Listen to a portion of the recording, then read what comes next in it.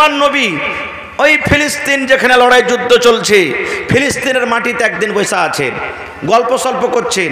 আর ওই দেশেরই একটা লোক সুলেমান নবীর পাঞ্জরে কিন্তু বসে আছেন, গল্প করছেন নবীর সাথে। এবার একটা লোক মানুষের রূপে সুলেমান নবীর কাছে চলে গেছেন। আব্দুল মালিক মুজাহিদ লিখছেন সুনেরি আওরাকের মধ্যে যে সুলেমান নবী ফিলিস্তিনের মাটিতে বসে আছেন। আমাদের হিন্দুস্তান থেকে ফিলিস্তিন অনেক দূরে, নাকি আছে না নেই? অনেক দূরে আছে। তো গল্প সল্প করছেন লোকটা। এবার একটা লোক ওর কাছে চলে গেল, সালাম কালাম করে ওখান থেকে চলে গেলেন। এবার সুলেমান নবী পাঞ্জরে যে লোকটার সাথে গল্প করছিলেন তাকে বলছেন, এই যে লোকটা এখন আমার কাছে এসেছিল, একে তুমি চিনো? বলছেন, না, এলাকাতে কোনোদিন দেখিনি, আমাদের এলাকার মতন তো মনে হয় না, জীবনে কোনোদিন দেখিনি। এবার সুলেমান নবী তখন বলছেন, আরে পাগলা, এটা হলো মালাকুল মউত, আল্লাহর ফেরেশতা আজরাইল আমার কাছে এসেছিল দেখা করার জন্য। বলছে, তাই না? তো হ্যাঁ। লোকটার দিলে ডর হয়ে গেল। যে সুলেমান নবীকে বলছেন, আমি আর এখানে থাকবো না। বলছে, কেন? বলছে, আমাকে হিন্দুস্তানের মাটিতে পাঠিয়ে দেন আপনি। সুলেমান নবীর আদেশে হাওয়া না ছিল, হাওয়াকে যা বলতো তাই শুনতে। এবার বলছেন সুলেমান নবী, আমি এখানে থাকবো না, আমাকে হিন্দুস্তানের জমিতে পৌঁছে দেন, আবার লোকটা এসে কখন আমার জান কবজ করে নিয়ে চলে যাবে। এবার কি করলেন? সুলেমান নবী হাওয়াকে বললেন, যাও একে হিন্দুস্তানের মাটিতে পৌঁছে দাও। পৌঁছে গেলেন। এবারে ঠিক 5 মিনিট 10 মিনিট 15 মিনিট পর সুলেমান নবী একাই বসিয়েছেন, মালাকুল মউত এসে আবার ওখানে হাজির ফিলিস্তিনের মাটিতে।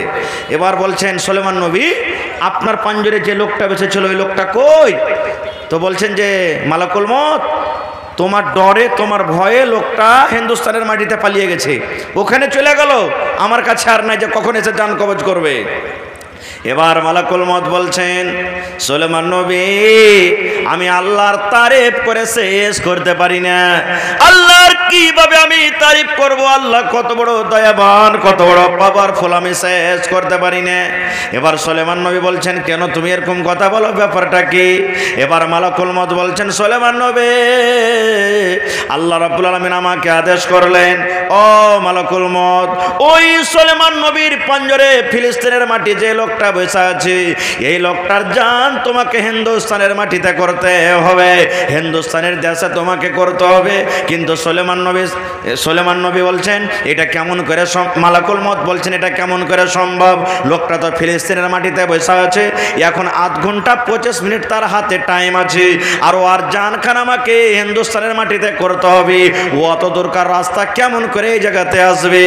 এইবারে মালাকুল মউত বলছেন, ও সুলেমান নবী, আমার ডরে, আমার ভয়ে যে লোকটা আপনার কাছ থেকে হিন্দুস্তানের মাটিতে চলে গেছেন, ওরে আল্লাহ, আমি তার জান কবজ করে আপনার কাছে আমি এসেছি দেখার জন্য, যে আমি জান কবজ করলাম, এই আপনার পাঞ্জরে লোকটা বসে আছে, ওরে জান কবজ করলাম কি অন্য লোকের জান কবজ করলাম?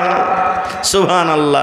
এই জন্য তো আল্লাহ বলছেন, আইনামা তাকুন ইউদরিকুমুল মউত, যেখানে তুমি থাকো না কেন, দুনিয়ার কোন কোণাতে থাকো কেন, মউত তোমার কাছে পৌঁছবে। যে ভাইরা আমার বলেন, ভাইরে জোয়ানি কালে মরবো না, বুড়াতি কালে মরবো, তাদের জন্য একটা আপনাদের সামনে ওয়াকিয়া বলছি। একটা বাংলা কিতাব আছে আমার কাছে, গল্পর মাধ্যমে জ্ঞান, গল্প করতে গেলে জ্ঞান বাড়বে।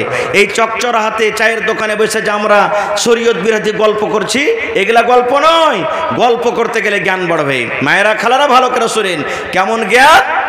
এক আল্লাহওয়ালা মুত্তাকি পরহেজগার লোক, তার কাছে মালাকুল মউত চলে এসেছে মানুষের রূপে।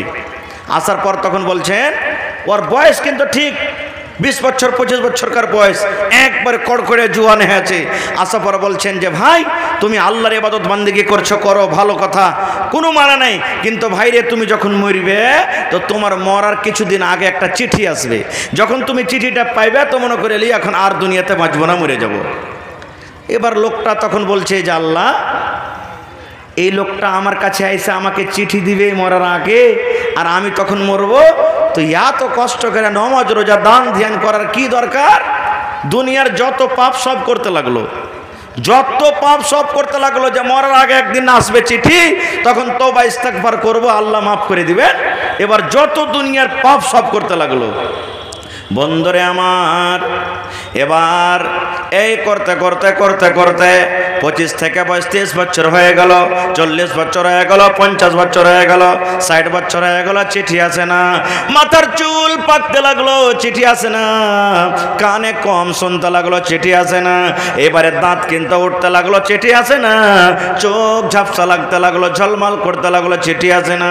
শরীরটা কমজোর হয়ে গেল, তাও চিঠি আসে না। এ মুসলমান, চামড়া ঝড়ো হয়ে গেল, তাও চিঠি আসে না। এবার মাঞ্জা টেড়া হয়ে গেল, তাও চিঠি আসে না। এবার লোকটা মনে মনে বলছেন, আল্লাহ, লোকটা আমার সাথে মনে হয় ধোঁকাবাজি করলে, আমার বুঝেন আর চিঠি আসবে না। আমার কাছে কখন চিঠি আসবে? আমি তো বুড়িয়ে গেলাম, মাথার চুল পেকে গেল, দাঁত উঠে গেল, চোখে কম সুজে, আল্লাহ, চামড়া জড়ো হয়ে গেল, মাঞ্জা টেড়া হয়ে গেল, আর মনে হয় আমার কাছে চিঠি আসবে না। একবারে খুশনি বুড়া হয়ে গেছে। তখন মালাকুল মউত তার কাছে এসছে। আসার পর তখন বলছেন, এখন তোমার জানকে কবজ করব, জান কবজ করব। তখন ওই বুড়া তখন বলছে, জুয়ান বুড়া না হয়ে গেছে, তখন বলছে, এই তুমি নিজের ওয়াদার পরে কেনে কায়েম থাকো না? তুমি যে বলেছো যে আমি যখন মরবো, তাও আমার মরার কিছুদিন আগে একটা চিঠি আসবে, তুমি আমাকে চিঠি না দিয়ে তুমি আজকে বলছো তোমার জান কবজ করব।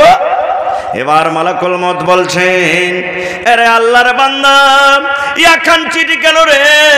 কত কত তোমার কাছে চিঠি এসেছে, তুমি চিঠিকে একদিনও পড়ে দেখোনি, চিঠি কেন তুমি একদিনও খুলে দেখোনি, একদিনও তুমি চিঠির উপরে নজরটাকে তুমি ডালোনি, আর বলছো তুমি নিজের ওয়াদার পরে কায়েম থাকো, কারণ আমার কাছে চিঠি কোনো আসেনি। তখন লোকটা বলছেন যে তুমি মিথ্যা কথা কেন বলছো? কই আমার কাছে চিঠি এসেছে, কই আমার কাছে চিঠি এসেছে, আমার কাছে কোনো চিঠি আসেনি। এবার মালাকুল মউত বলছেন, এ আল্লাহর বান্দা, তুমি শুনে নাও, আমি যখন তোমার কাছে এসেছিলাম তখন তোমার বয়স কত ছিল? বলছে 25 বছর। মাথার চুল পেকে ছিল বলছেন না, দাঁত উঠেছিল বলছেন না, চামড়া ঝড় হয়ে গেছিল বলছেন না, চোখে কম সহ্য হলো বলছেন না, তোমার মাঞ্জা টেড়া হয়েছিল বলছেন না। এবার মালাকুল মউত বলছেন, আরে আল্লাহর বান্দা, আস্তে আস্তে আস্তে করে তোমার মাথার চুল পেকে গেল, এটা আল্লাহ রাব্বুল আমিনের পক্ষ থেকে একটা চিঠি হয়ে গেল, তুমি ধ্যান দাওনি। এই যে তুমি চোখে ভালো দেখছিলে, তুমি এখন চোখে কম দেখো, এটা আল্লাহর পক্ষ থেকে একটা চিঠি, তুমি নজর করনি। আরে আল্লাহর বান্দা, তোমার দাঁত উঠে গেছে, তোমার জুয়ানি বেঁচেছিল, তুমি পাথর চাবিয়ে খেয়েছো, আর এখন তোমার ভাত কোটা রুটি খেতে তোমার কষ্ট হয়, দাঁত সব উঠে গেছে, এটা হলো আল্লাহর পক্ষ থেকে একটা চিঠি। তোমার মাঞ্জা কত টনটনে হয়েছিল, তুমি শক্তিশালী মানুষ ছিলে, 3 জন 4 জনকে তুমি একাই তুমি লড়েছো, তোমাকে কেউ পারোনি। এখন তোমার শরীর কমজোর হয়েছে, মাঞ্জা টেড়া হয়েছে, এটা হলো আল্লাহর একটা চিঠি। আল্লাহর বান্দা, এত এত চিঠি তোমার কাছে এসেছে, আর তুমি বলছো আমার কাছে কোনো চিঠি আসেনি। তোমার এগুলা বাহানাবাজি শোনা হবে না বন্ধুরে। এবার মালাকুল মউত ওই পাপের হালাতে, গুনাহ অবস্থায় তার জান কবজ করে নিয়ে চলে গেলেন। নারে তাকবীর! ভাইরে, তাহলে মত একটা এমন জিনিস, মত থেকে আমরা বাঁচতে পারবো না। এবারে বলবেন, মাওলানা আর একটা হাদিসের কথা আপনাদের সামনে বলে দিই।